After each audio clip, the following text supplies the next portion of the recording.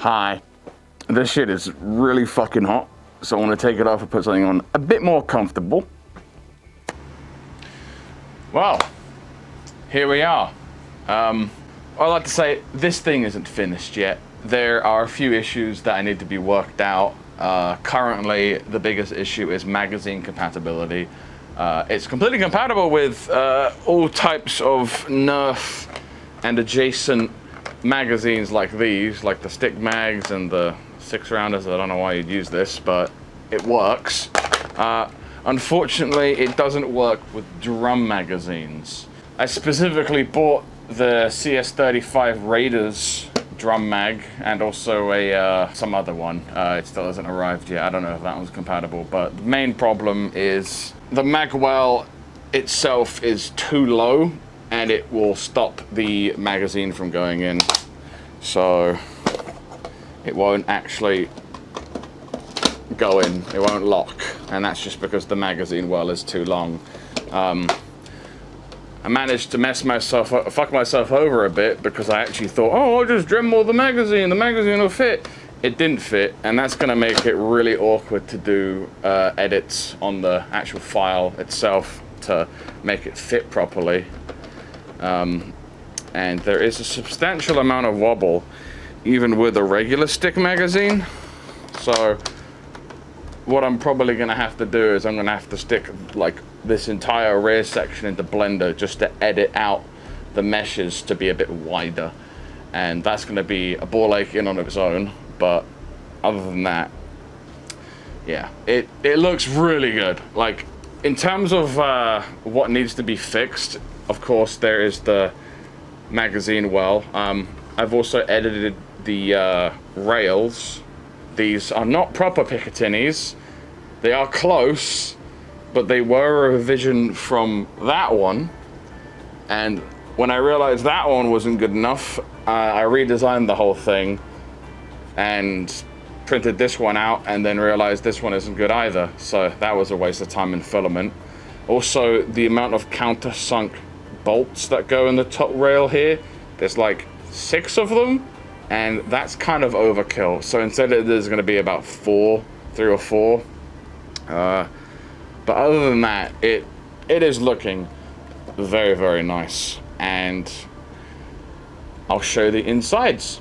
And here we have the internals. It looks a bit messy around the motor cage area, but that is strictly because these worker wheels, even though they say they're smooth, they're pretty deadly against these generic sort of waffle heads that I've been using.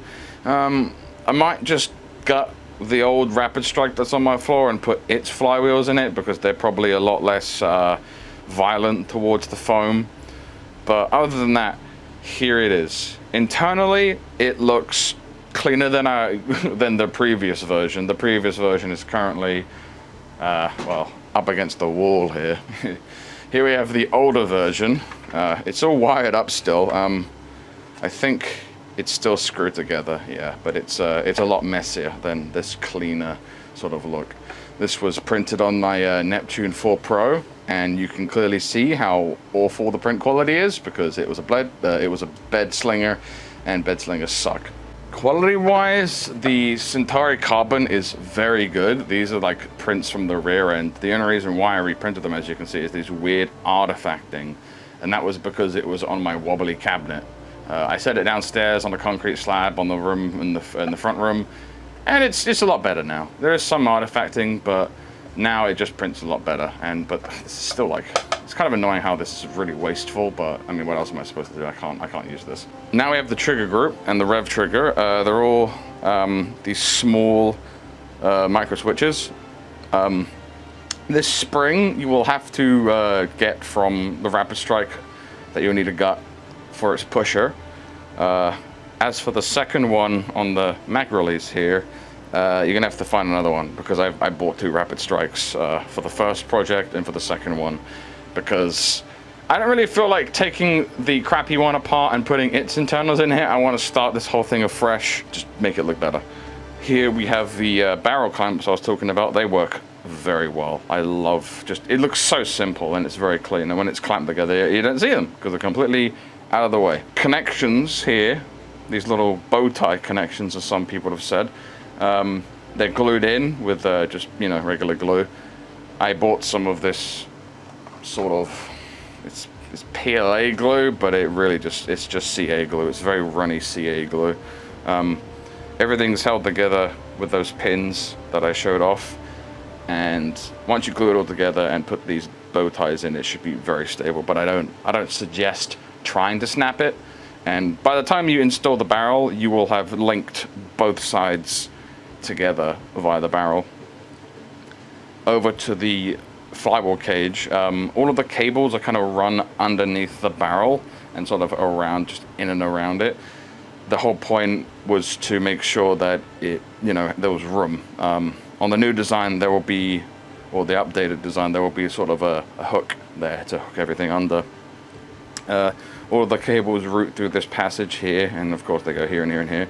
I'm not going to give a detailed rundown on how to put this thing together, but I followed the guide from Red Ninja Productions. He has a very good video on how to wire up this rapid strike for live center firing, and that essentially gives you more control over your firing options if you want to just flick the trigger to do semi-auto, or if you want to hold it down and do full. So that can be demonstrated by this.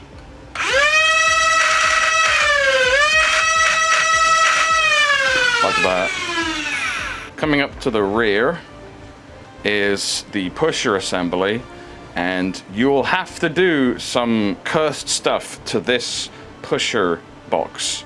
You'll have to sand off a bunch of contacts to make it perfectly flush with this little sort of control bar over here holding it into place, and then obviously wiring everything up. You need to bolt or glue this micro switch to this piece, to the actual to the pusher mechanism itself. You'll need to make sure that this little nub pushes the micro switch back, because that resets the whole circuit and lets you actually shoot full auto. This piece here was actually a brand new addition that I quickly whipped up. It's what I call a cable caddy, but it stops all of these cables that run above the actual action to get in the way, and it works pretty well. And that'll be a nice little addition here. And then we have the mag release, and this mag weld does need problems fixed.